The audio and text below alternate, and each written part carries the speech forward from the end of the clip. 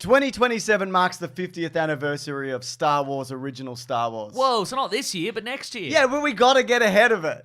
Is that why we're doing Star Wars right now? Original Star Wars? Well, maybe I thought that they were doing the re-release in this year instead of next year. And maybe I thought, that's weird that they would do it on the 49th anniversary and not the 50th. Oh, well, time to rewatch Star Wars and research Star Wars at length. Famously, Star Wars 1977. We all know. We all know it came out in 1977. Yeah. So why wouldn't you do a re-release in 2026? Get ahead of it.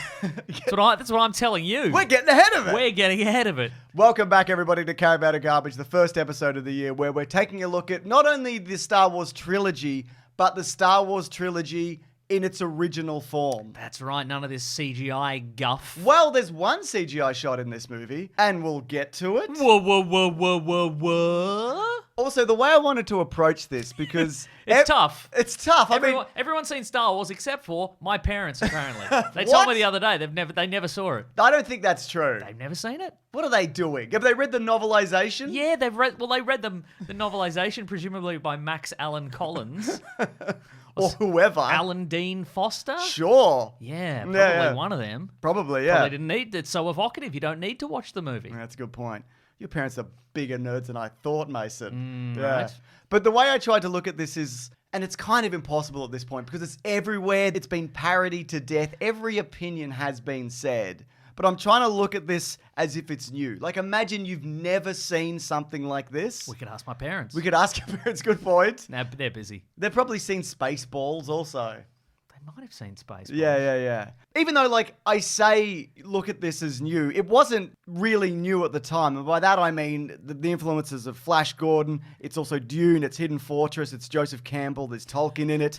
The character Tommy Tomorrow plays an influence on Star Wars. The DC Comics character Tommy Tomorrow, correct, yeah. who was revealed to also be Commandy, the last boy on Earth, in a different reality. Yeah, that's what I'm telling you. That's what I figured.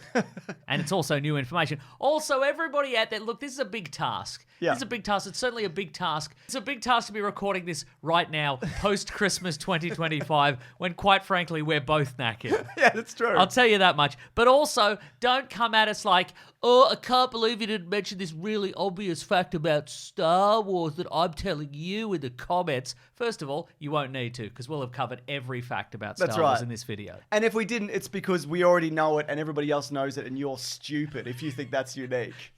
2026, hostile. But we're coming out of the gate hostile. Here we go. But leave a like. Yeah, leave a like if you could. We like it when people are nice to us. We love you, you idiots, with your common facts about Star Wars. George Lucas also was a huge comic book fan. He's the director of Star Wars.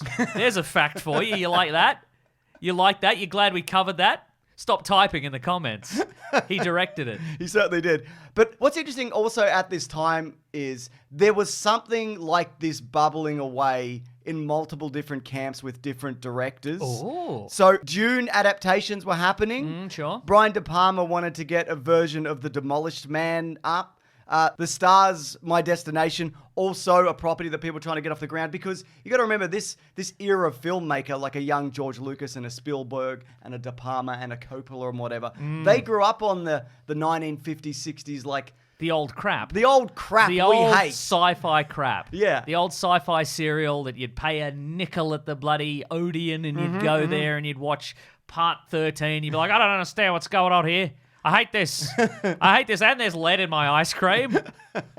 This also, famously, George Lucas wanted to do a Flash Gordon reboot. So that's what he wanted to do. And when he couldn't get the rights to that, he went, well, I'll just make Star Wars. I'll make Star Wars. I'm George Lucas. I'll just make Star Wars. So we watched Star Wars. We watched a version. Yes. It doesn't even have episode 4 in the opening title Unnecessary. crawl. What I loved about this immediately, you can see every scuff and every ding on R2-D2. You can see all the fingerprints on Darth Vader's helmet that they would have CGI'd off by now. There's a moment, I never noticed this, with the torture droid that comes in. There's just numbers on the side of the syringe. Because, yeah, all this stuff is from Earth. You know, like where we live is what I'm saying. Oh, yeah. And I think that's fascinating. But I love that also, like all the matte lines and the models and the wonky costumes, because I like wonky Star Wars. Yeah. Wonky Star Wars is good. I don't like shiny Star Wars. Like I look at episode 2 and I'm like, this looks like a puddle of slick vomit. Absolutely. The opening sequence where the stormtroopers first burst in on Princess Leia's ship, and they're just running around. It's just a bunch of middle-aged men in costumes running around. If they did this now, the stormtroopers would be walking in absolute lockstep. Yeah. And they'd be all, with military precision, but they're just waving their guns around They're and blasting. stumbling. Everybody's stumbling and They're blasting. stumble guys. Stumble guys, exactly. Yeah. That's right. I mean, iconic design, obviously. Absolutely, yeah. But just running around. Just running around, yeah. Also, I've always thought this, and I think I should just put it out there. There's a guy in that opening shot. He's a rebel. He's called Palo Scrambus, and he looks exactly like my dad. And you know the one I'm talking about. Yeah, old Scrambus. There he is. And what I also love about this upon a rewatch is that we know now that every character in this movie, every single background character has had their own background expanded upon in their own comic book or...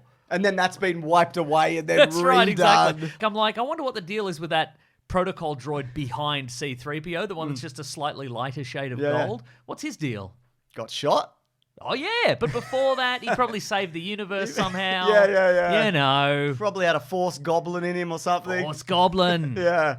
Can you imagine, though, seeing this in cinemas? First of all, the big ship, obviously, because that's the thing that blew people away. The sound design and all of that, which I want to get into. The size, like the sheer scale of watching a giant ship get sucked up by an even gianter ship. But can you imagine seeing a hologram in a movie? You would go crazy.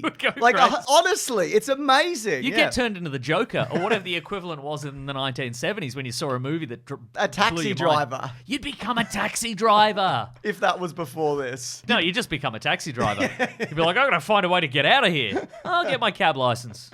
Though, it seems obvious now, right? And the way it came together, it's like, it's a beautiful synergy of magic and perfect timing and all of that. But everybody involved in this pretty much, with a few exceptions, there's a couple of higher-ups at 20th Century Fox, were like, this sucks. This is nonsense. The British crew didn't like George Lucas. They're taking 2 tea breaks a day as British unions dictate. They were wiping down like bright sets that were all scuffed up on purpose. Yes. All of this kind of stuff. George Lucas had a horrible time making this movie. I bet he did. And also, like, he was successful prior to this. Like, THX, he'd done the short film and he'd also done the movie. He also did an award-winning short film at university before that. American Graffiti was a pretty big hit. That's right. But this was a nightmare. This put him in hospital with, like, stress.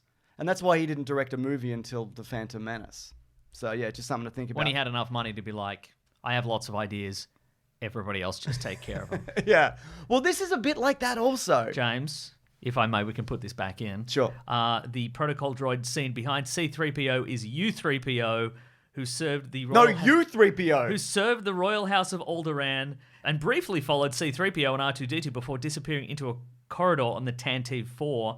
While his ultimate fate is unknown in the main canon, in Star Wars legend, U-3PO became a sleeper agent for the Empire, revealing the Death Star plan's location. Oh, he's evil C-3PO. Yep. Which also exists in comics now. He's black. There's a black C-3PO. Right. Anyway, the cast of this, nobody's at the time, aside from one significant one. Mark Hamill was a TV guy. Carrie Fisher was the daughter of two Hollywood... He was a TV guy? He was on TV. Like Krang? Yeah, like Krang. He was a TV guy? He was a Krang. Oh, wow. Yeah. Okay. This was pre-Krang as well. Yeah, that's crazy. Carrie Fisher was the daughter of two Hollywood legends, but again, not famous. Harrison Ford, though he had acted before... He was in American Graffiti. He was in American Graffiti, but George Lucas didn't want to use anybody from that in this because it would take people out. What's the reverse of dodging a bullet? Because Harrison Ford being got a shot. Being shot with a bullet. Harrison Ford was really shot with a bullet of fame, getting recast in this. So he was literally a carpenter, and I know this is a very famous story, and he was asked to just read across people coming in. I also know a story about a carpenter who was asked to read across them. Oh, yeah? Oh, I am thinking of Harrison Ford. It was also Harrison Ford? Still thinking of Harrison You're Ford. You're thinking of Harrison Ford twice. Yes. Yeah. So there was another 3 which they might have gone with, which was Will Seltzer, Terry Nunn, and Christopher Walken. But it basically came down to... And there was a bunch of others. James, I think Christopher Walken would have been a terrible Princess Leia. I actually think he would have been a really good Princess Leia. You're right, I judged too early. And it basically came down to, these people are available, good enough, we'll pay him $1,000 a week, and Harrison Ford didn't sign on to sequels, which we'll be coming back to in subsequent weeks. Nice. All right. God, everything looks so real and uncomfortable. Oh, boy, does it. Scuffling through the desert in a burning hot golden robot costume. Stormtroopers, they'd be all chafing.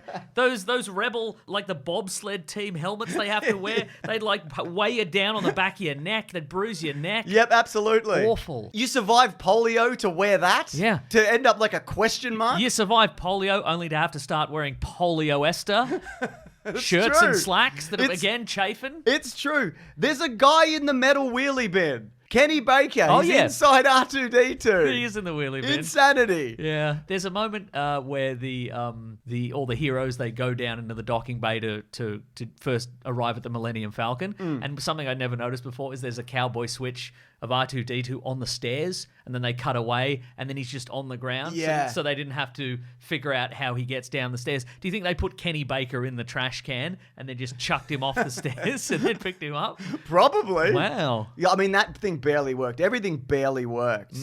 But I love the huge props. Like, you've got the model sandcrawler, but then you got the one, like, at Luke's farm. It's enormous. Big. Yeah. And also, they dressed up elephants in this. Yes. Guys riding around on elephants in, Yeah. in costumes. It's wild stuff. I've often seen people say, the special editions of these movies, they are George Lucas's original vision, and, if he'd had unlimited budget at the time and the technology he had at, the technology of the modern day, of course, Mos Eisley would have been filled with hundreds and hundreds and hundreds of foul creatures. And CGI dinosaurs and the most fearsome criminals throughout the galaxy and whatever. But it's like, I just like that there's just some guys there. Yeah. Some guys walking around in the streets, and then they go into the canteen and the devil's there. Yeah, the Wolfman's there. There's a droid racist. There's so many people there. What's the devil up to? What is the Is devil he an up A? to? Is he? I mean, we know because the answer will be in the expanded universe. But And then they wipe that I'm- out, then there's a new answer. I'm just like, he's just the devil. Yeah, the he's devil's on there. Earth sometimes, and sometimes he's on Tatooine or whatever. having a blue milk. Doing devil or a stuff. blue beer or whatever. Yes. Yeah. All that stuff though, it adds so much to the world building, and it's interesting hearing like Spice Mines of Kessel. I made a parsec. Kessel Run. Kessel Run. What's yeah. this Kessel place? What is it? I guess we'll never know. I'll We ma- will know. I made a parsec run, and this is how many decibels it took me to get there or whatever. Like, it's fascinating stuff. And then you got someone like Darth Vader. The Clone Wars, James. The Clone Wars, exactly. What are they? We don't know. They sound exciting. Oh, all right. Guess they're fine. I guess guess certainly a lot of guys walking in lockstep and shooting lasers. I guess that's fine. A lot of them. Boy, there sure was a lot of them. There was a lot of them. Yeah. Anakin Skywalker is the best pilot ever. He's the best space pilot. But that'd be interesting to watch, wouldn't it? We see some of it. And also on TV shows. On TV shows. That's what I'm telling you. Yeah. But you look at like Darth Vader, and what's he supposed to be? Because also, he's not this terrifying force in the galaxy and he's this shadowy secret. He's in the meetings. He's in the meetings. He's at the work meetings. He doesn't get a chair. And one guy's like, hey, you're a fucking dumbass. Like, straight up to him. And, he gets choked and whatever. People yeah. are like, I don't know, I don't respect this. This Yeah. is nonsense. It's like Tarkin had this weird guru, that Yeah. he's paying to follow him around and check his chakras or whatever. Exactly. Nothing from me, thanks. That's Darth Vader in the meeting. We can circle back tomorrow. Tomorrow, But yeah. currently nothing from me. Yeah. He's got to say something in the meetings. Well, speaking of him saying something, he was good segue. he was nicknamed Darth Farmer because David Prowse, who did the body of Darth Vader in this, he didn't know he was being dubbed, so he just thought the lines that I'm giving, and here's some of them here. Watching this initially, like the initial cuts, people were like, what's this supposed to be? And the intention was, that they were going to dub him. There was talk of like Orson Welles, and of course, James Earl Jones came in and did it. And there's a lot of lore behind where did Darth Vader come from? Was he really supposed to be his father the whole time or whatever? Because you could look at properties that George Lucas looked at and that you could make that connection. But the most interesting one that I found, and it's in the book How Star Wars Conquered the Universe, is that George Lucas had a bully as a child called Gary Rex Vader. Nice. Now, I don't know whether that's what happened here, but that's very interesting. I like how George Lucas has provided his full legal name, all three names, like a serial killer. Just so you know. Just so you know, if you see him on the street, check his middle name. It's the same guy. You can yell at him. Hey. Or maybe you should be thanking him. Thank you, Gary Rex Vader. That's right. Yeah. Real man, apparently. Think he's on Cameo? Look, he's dead, man. Oh. He was a bully in the 50s and 60s. Right. He either got his comeuppance or he drank himself into an early grave. Yeah. And there's a fact. There's a new fact for you guys. Anyways, it's funny because this kind of plods along. Like, it follows droids for a really long time and they separate and then they come back together. They're just meandering about. They visit a farm. C-3PO is way meaner than he is in any other a chapter of this saga. At one point, he calls R2-D2 an overweight glob of grease, which I thought, Rude. rude. R2-D2 doesn't have any control over how many attachments he's got installed. No, exactly. Yeah. He probably doesn't even eat that much, if at all. Yeah, he's probably also lighter than he was in the prequels because they took away his jetpack or whatever. Yeah, that's right. You know? I don't know. And he gets shot in the head in this one. He does get shot in the head. I love the casting of Alec Guinness in this. I love how in a bar he just cuts the guy's arm off like he's done it 1,000 times. That's like right. just really casually. Well, I mean, it is the signature move of the Jedi, isn't it? True, yeah, go for the arm. But we didn't know that then. Actually, George Lucas originally wanted Toshiro Mifune for Obi-Wan, who was in like Hidden Fortress and whatever, which I think that would have been an amazing piece of casting. But you know, Well, he didn't get him, did he? no, we didn't get him. He got famed English actor Alec Guinness, who thought the whole thing was beneath him. Yes, he did. That's who he got well, instead. sort of. Well, I want to come back to Alec Guinness. God, Harrison Ford is so cool, though. Agreed. Just the first shot of him, and you're like, yep, yes. And also, he's the best guy in the bar, and he's the worst. Agreed. Which is incredible. What a piece of casting. What a find, you know? Just like a certain other carpenter who came out and I'm thinking of Harrison Ford. You are thinking again. of Harrison Ford. Yeah. The one from Air Force One? That's right, correct. Harrison Ford, that's who you're thinking of. Amazing matte painting work. Matte painting, he's done it again. That's right. What's his secret? He's probably on Cameo. He probably is. Do your little matte painting. Yeah. Of course, I don't want to labor on this too much because I'm sure everybody knows, but a big selling point of this movie, getting it across to Was studio the Star executives- Wars. Well, Star Wars was a big All part the of it. start, they were like, do you want to make a Star Wars? And they're like, yeah. It's going to be $1 billion industry. Drop the. It's cleaner. You know? Nice. Yeah. Ralph McQuarrie, integral in making this happen. That image of C-3PO and R2-D2 in the desert or whatever. Obviously, the shades of Metropolis, whatever that's... You know that one. You know The that Fritz one. Lang movie, yes. Yeah, Fritz Lang, whatever. Uh-huh. Princess Leia having her planet blown up is crazy. Like, I Agreed. think... Because you know what happens. Yeah. But that's everything. They wouldn't do it these days. Well, they would. They blew up like galaxies and Yeah, galaxies of people. or they do whatever. it, yeah. But it just feels so personal and just horrible. And yet, like 45 minutes later, she's consoling Luke Yeah. Skywalker because he lost Obi-Wan Kenobi. Yeah. That guy he knew for 2 days. Yeah. No, they had adventures in the comics, probably, Mason. Yeah, that's probably true. Yeah. The music's incredible. The Twin Sons piece. That's my favourite. Amazing. Oh my God. Apparently, this is the one thing that George Lucas was more than happy with. Everything else, he was like, this could have been done better. Technology's not there. He hated so much of this, hence the tinkering. He even asked Mark Hamill to come in and re-record lines the weekend this movie came out. Whoa. He was tinkering then. But the score... It's too late. We distributed already, George. Dude. Well, he could have done it, but Mark Hamill was like, nah, man. Also, he'd just been in a bad car accident, Yeah. which again we'll come back to. Also, I can give you some ouch lines. sure, yeah. I can give you what they call efforts in the VA industry. I'll be like, oh, ow. Ooh. Ben Bird, of course, amazing soundscape work in this. The Dolby sound also. Fox apparently rolled them out in theaters and then said, look, if this is a success, you can pay us back then. Which- Shout out to Fox and Dolby. Shout out to all those guys. Those two bros. Yeah. Ben Burt, Fox, and Dolby, yeah. I feel like I am brushing past these things, but They're not important. None of this is important. That's Yeah. why you're brushing past. Because nothing Star Wars related is important. That's what point. you're saying. anyways, I don't agree. But that's what you're saying. that's what I'm saying. Anyways, the Force. Oh, yeah. I love the moment where Luke has his eyes covered and he blocks some lasers and he's like, you know what, I think I could feel something. Yeah, you just did magic. And Harrison Ford's like, whatever. I don't believe this. Come on. Nah, could've you been- witnessed a Could miracle. have been a coincidence. What, a couple of blasts? Come on. Yeah. Maybe 1,000. It's like a coin flip at this point. I don't think Grow so, up. man. Yeah, Oh, I believe in magic. Ugh. Grow up, fair honestly. Fair enough. The Force is more complicated in earlier drafts of this, and a lot of this stuff gets folded into later lore.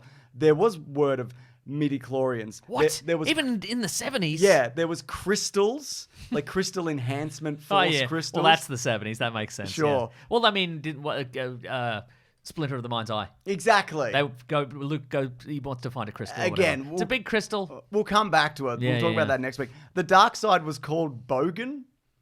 That's fun. That is fun. That's fun for the Australians out there. Definitely. Here's Eric Banner as Pointer. He's a bogan. That's That's right. what this is. Now you know. Now you know. Yeah. So this is the fourth draft. All previous drafts of this. The Fourth Awakens. Yes. If you skim, James, The Fourth Awakens. The Fourth Awakens, very good. If you skim through them or read like the comic adaptation of the earlier drafts, they're really complicated and lore heavy and politics and over-explaining everything. Trade routes? Yeah, shit like that, basically. Oh, yeah. But they had to cut so much of this because you can't do it. You can't squeeze that into a movie like this in this era. Agreed. Lightsabers are great, even though they have a jump cut start. They You showed notice it. that? No. Just kidding, I did. It's really obvious. It is. They used initially reflective rotating tape. Okay. So they have light bounce off and it bounces back, and then they obviously did the optical effects over the tops. But in doing that, you see like the light bouncing off like Luke's eyes when he's holding the lightsaber. Yeah. There's little effects like that. Classic skinny lightsaber. Great. Classic land speeder. Yes. How'd they do that? Mirrors? Mirrors in that? There was some mirror stuff. Sometimes it was on a little gimbal thing. And sometimes they used anti-gravity technology. they Is did that do correct? that, yeah. But they Wow. lost the I think the piece of paper they wrote down how to do that or whatever. I wouldn't lose that. It was the 70s. Yeah. Yeah. They probably drew over it with Probably something did else. coke on it or something. They probably did. Tarkin's great. Agreed. Great performance by Peter Cushing. Another British actor who'll do anything. Absolutely, And, yeah. but did he? I wonder if he thought he was above this. Probably not. I don't think he did. He'd done a lot of Hammer horror stuff. Yeah, him and because he was obviously friends with Christopher Lee, and they did a lot Hmm. of that stuff together. I love that. Surely he'd be dead by now. You know, when talking about Obi-Wan, why? You're older than he is. That's right. Like, why do you and he's think got that? magic. He's magic. He's man. got crystal magic. You don't have anything.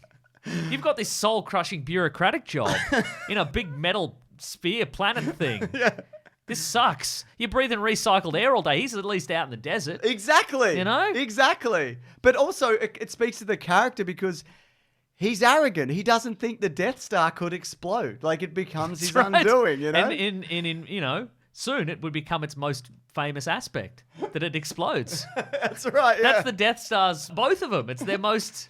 They love it. It's their most notable trait is that it explodes. They love it. They love it. It's true.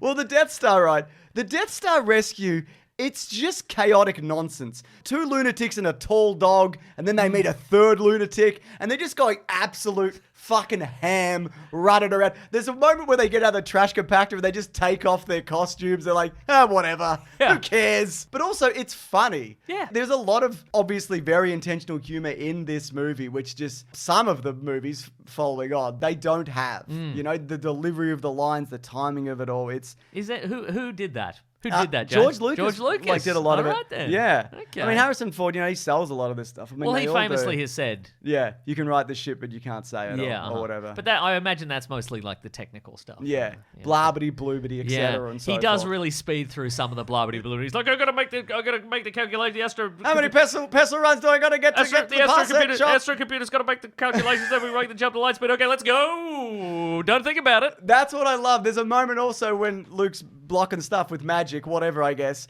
And Harrison Ford's just looking at a panel and it's just lights and switches. You know what I mean? Like, what's he looking at? A porno. Is he? Yeah, it's the equivalent of like one of those swimsuit calendars. Okay. But in the Star Wars universe, in the past, it's also the future. He's like, oh yeah. I'm loving this. Oh yeah. Yeah. What are you doing? I don't believe in that. I'm busy. I love Obi-Wan's confrontation with Darth Vader. When I left you, I was but a learner, now I'm a master. He should have said, when I left you, you threw a bunch of rocks at me, and then you took a running jump and then swatted me in the face, and I hated that. Yeah. Yeah. You've seen the Obi-Wan television show. Yeah. I didn't really want to. I didn't really. Yeah. But it's hard. I know we shouldn't really reference it too much or whatever because that came so much later. But sometimes it's hard to look at this and not think of like the several layers of crap that's been piled upon it. That's propping it up. Exactly. I guess. The idea that Obi-Wan Kenobi just changed his name to Ben Kenobi. Yeah, exactly. And just Wore the same clothes. Wore his Jedi robes specifically. Yeah, and yeah. just went to live in a cave. Oh my God. I love that bit where he disappears and Darth Vader's like kicking around at his clothes. Mate, he's not in there. But like, What do you think? He shrunk down real small? You think he got flat? You think he used his 1970s Jedi crystals to get extra flat? What's he going to do then? Sneak up your trouser leg? Just madness. Yeah. They ended up killing Obi-Wan in this because otherwise he just would have been standing around that table looking at the Death Star attack. Look at That's that, true. the bleeping and blooping. Yeah. And that's Princess Leia's job. Yeah, exactly. So there's a very famous blooper in this on the Death Star. Go on. Stormtrooper bumps his head, you know this? Yeah, I know that. Classic stuff. So you got a backstory? Probably, yeah. It's interesting though because I'm gonna look it up. he's taller than the other ones. And that's Yes. why he hits it. Like, I rewound and watched it. Anyway, there's a documentary on YouTube. It's called The Empire Strikes Door. And in that documentary, which people should check out, 3 different men claim that they were the stormtrooper. Interesting. Who bumped their head. You wouldn't have admitted it on the day. Absolutely You would have gotten not. fired. Yep. You would have had to become a taxi driver. But look, we don't know much about this guy's backstory, but I do know he has an entry on Wikipedia. Unidentified head bumping stormtrooper. Oh, okay.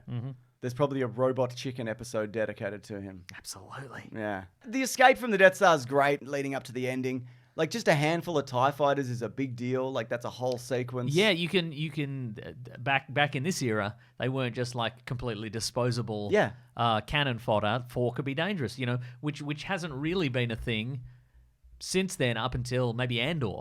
Absolutely. Where one TIE fighter can be, you know, can be a whole world. Yeah, exactly. And a lot of the time, you know, this is due to limitations. At the start, initially, I think it was going to be, at least 2 Star Destroyers like coming in, and they're like, Okay, yeah. that's expensive. So let's not do that. And we can't mirror them. We're using the mirrors on the land speeder, so That's right. we've already glued them down. We used And they're to- in the desert. Yeah, the mirror budget is spent. What are we going to move them to England?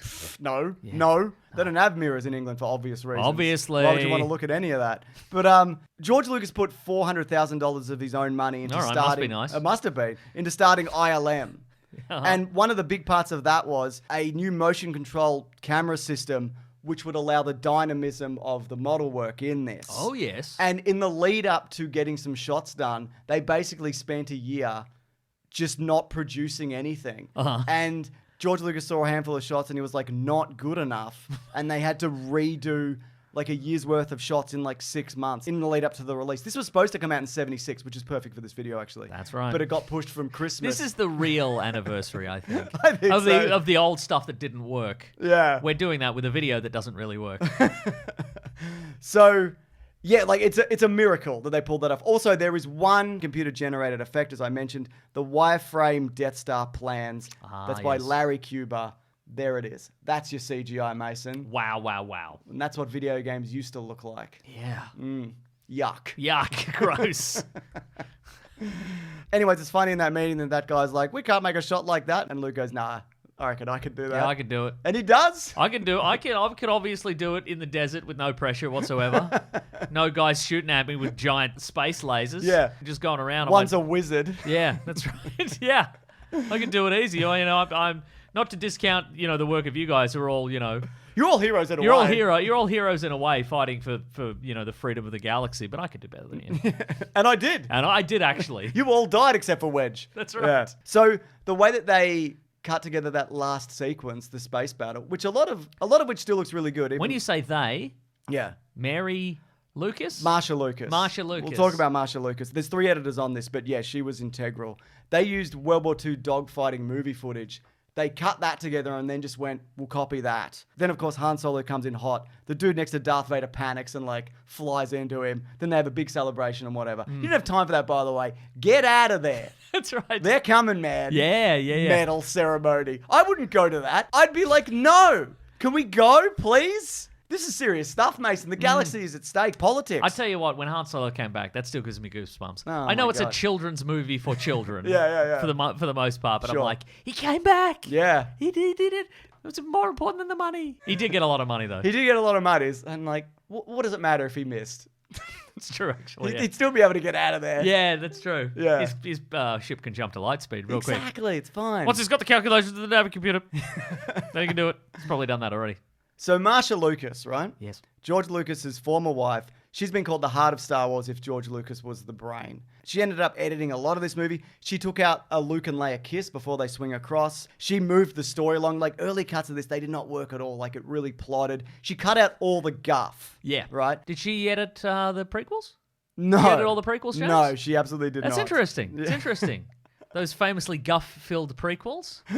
Interesting. Interesting that a woman famous for cutting out the guff wasn't Famous. available for those movies. Interesting. It was her idea to get Obi-Wan killed, because otherwise he's just standing around. He's just standing around. That was her idea. These are all good things. She said, Alec Guinness, you can have the day off. Sir Alec, Yeah, you don't have to come in today. that's okay. I wasn't anyway. Yeah. You're still paying me for this week, though, right? Okay, great. I definitely had a lot to do with making it work, but I wasn't the writer and I wasn't the director, and I didn't come up with the creative names. Darth Vader, Luke Skywalker, all those names are classic. George came up with all of it using his imagination. Also, she was like, the prequels are bad and the sequels are also bad. So, well, you know. When you're right, you're right. When you're the best part of Star Wars, you know you are. Absolutely. And I think another part worth mentioning, and there's so many people that made this happen. This didn't happen in a vacuum. I mean, a lot of it did happen in a vacuum. Sure. The vacuum of space. With sound. With sound. First of all, we want to thank all the viewers. Yeah, by the way. They made it happen. Yeah, and you left a like. You better have. Charles Lippincott marketed this film virally before virality. Oh. He took this around to different events.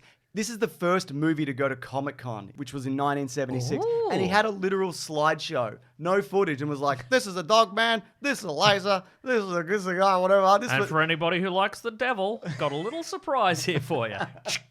There he is. What's he up to? Who's the devil, though? He's also responsible for the comic run at Marvel. He got that off the ground. Oh, yeah. Really integral. Hey, Marvel, will you do anything for money currently? Because you're currently going bankrupt. Again? Or just recovering from bankruptcy? You want to do this? All Remember right. this? Yeah. And he also got the novelization happening, which came out months before the movie, which also built word of mouth and this Probably groundswell. Alan Dean Foster. Probably, maybe. It says like by George Lucas, but Oh, it's interesting. based off an earlier draft and whatever. Or the fourth draft, and then they change a bunch of stuff anyway. Anyways, it's time for trivia for Star Wars 1977, a popular movie. This is the trivia section of the Oh, show, yes. Mason. The logo is designed by Susie Rice. The Star Wars logo. It says Star Wars. But she's not credited in the movie as she was a contractor. So there you go. Wow. Yeah. This is the Nike logo all over again. It really is. Which was designed by some guy that I don't know who designed it. But it was some design student or something. Put your name on it. Yeah. Then we'd know. That's right. Apparently, though, people would go to her after this and be like, we need you to design something as iconic as Star Wars. And she's like, well, I can't really, can I? Yeah. The biggest thing of all time. I probably can't do that again. Look, I can do it, and then I'll give you a logo. Now you have to imagine it with like a John Williams score and also decades of, incredible adventures just Yeah. around it for your cereal brand. Can you do that? The episode 4 part, that was added in 1981. Oh. It was an idea they floated around initially because of the Flash Gordon influences, etc. Mm-hmm. But people would have probably been like, I don't know. Because the opening scroll originally, and here it is, it's really wordy and repeats itself. And Brian De Palma was like, this sucks. He rewrote it. Okay. So it's perfect. There's not like a wasted word in that, you know? Which is fun. It's also fun that the working title of this, I think it was just Star Wars, wasn't it? Or The Star Wars. The Star Wars. The Star It's Wars. Mr. Star Wars, I Mr. think. Star Wars. Yeah, Mr. Star Wars. What's the devil doing here? I don't know. He's hanging out. Very good then. James Cameron quit being a truck driver after watching the opening shot of this movie. I guess he stormed out. 'Cause he's- Stormed out. Stormed out. And he had to become a taxi driver. He had to do that, yeah. He was basically kind of furious and inspired that a lot of the ideas that he said he had in his head Oh, of yeah. flying ships and lasers, somebody yeah. had done that. I could have come up with this. Well, you didn't, did you, James Cameron? Did you, Big Jim? You didn't. And Elvis Presley apparently attempted to get a print of Star Wars the day before he died. And then he died. So as far as we know, he didn't see Star Wars. Sad. Do you think? Yeah. Did he have a screening room in his Yeah, he had bathroom? all of that. Oh, in his bathroom? Yeah. No, probably not. Okay, right. No. Maybe. Maybe, Mason. Yeah. Anyways, box office. On a budget of $11 million, this made in its initial run 410. Pretty good. I mean, Dollars. dollars, yeah. No, $1 million. Biggest movie of all time. It's made 775 from re-releases. But obviously, that wasn't where all the money was made. Because George Lucas, very cannily, Oh, he's canny. made a deal. He waived... You fellas don't mind if I make a little deal. Do you fellas? Nah. They're just doing cocaine. Nah. Yeah. That's right. What? Nah.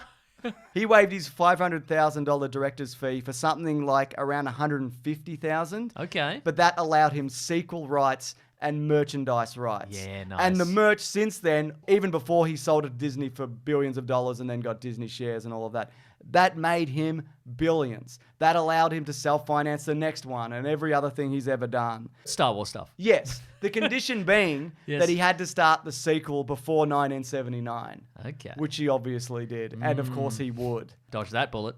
Yeah. Wait. Or he got hit by a bullet? He got hit. He got shot, Mason. He got shot by the bullet of billions of dollars. Yeah.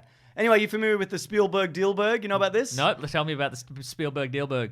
We're wrapping it up, everybody. Don't worry, all right? George Lucas was invited to the set of Close Encounters, which Spielberg was filming at the time, and he said, this is going to gross more than Star Wars. This is a good movie. My movie's an idiot, and I'm an idiot. And they agreed to give each other 2.5% of their film's gross profits. Whoa. George Lucas made $8 million Nice. from that deal. That's enough for a $6 million man and a bit more. That's right. Which was a big thing in that era. like an extra leg or yeah, whatever. exactly. That's Yeah. right. And Spielberg made $40 million from that. So basically, George Lucas lost $32 million. This still brings Spielberg money in today, which is fun. And Alec Guinness, who made $150,000 on this, he negotiated a back-end gross. He got 2% of that, and George Lucas threw in an extra 2.5 once filming had finished. So immediately he made $7 million. And they gave him a working lightsaber. Did the they? only one that really exists, yeah. God. Yeah. And he killed Peter Cushing with it. That's right, he did. And a whole bunch. He went on the Guinness rampage. What? Yeah, it's famous. The Guinness World Record rampage? Exactly. That was him? That was him. God. You better believe it. That's why they had to come up with a Guinness Book of World Records. Most thespians killed by a lightsaber. That's right. By the time of his death in the year 2000 at 86, it's estimated that he made about $95 million from Star Wars. Not bad. Must be nice. Must be nice. Anyways, wow, what an incredible start to the year and a beautiful tribute to the 49th anniversary of Star Wars. 49, baby. The Original big Star Wars. 49. Correct. Here's a hint towards next week. Is it Empire Strikes Back? Yep. We could do something in the middle. Well, we already We could did. cover the novelization of Splinter of the Mind's We did Eye. that already. We also did the holiday special. Got a video on that. Oh, yeah. That'll tide you over if you want. Prequels. We talked about the prequels. Prequels have done already. Yeah. I think this is better than the prequels. I'm going to do a soft degree on that. Okay, interesting. All right. Yeah. Yeah. But also, we have a special service for special people called BigSandwich.co, where it's exclusive stuff like movie commentaries. We've got one for literally every Star Wars movie. We do video game Let's Plays. We've got a lot of different Star Wars ones But on we there. played that Super Star Wars. We did. I think that's on the main channel, actually. Oh. We've got... Comic book club. We've done a bunch of Star Wars ones there as well, Oh haven't my we? God, that one where Obi-Wan Kenobi's on that luxury space yacht or whatever. Yeah. When they didn't know that that's not a thing Obi-Wan Kenobi should have been doing He can't in expanded do that. media. He's not allowed to do that. Not allowed. He has to fight a New Zealand guy in the rain or whatever. That's right. Also, we have a podcast called The Weekly Planet where we talk movies and comics and TV shows. That comes out every Monday. It's on its own YouTube channel. It's on Spotify. It's on Apple if you do want to check it out. We talk the news of the week in Big Movie. Big movie. Big Movie. Ah, Star Wars, one of the biggest movies there ever was. Probably true. And is. Also. Big movie. Thank you so much to Ben and Lawrence for the edit. Thank you, Ben and Lawrence. Hell of an edit on this one. Hell of an edit. All the extra jokes. Yeah. They're really the... Secret sauce. Marsha Lucas. They're the Marsha Lucas. Amen, brother. Yeah. The heart, if you will. I agree. Yeah. And she took out all the kisses. That's right. All right. Thanks, everyone. Grab that, Jamie, guys. We'll see you next week. Bye.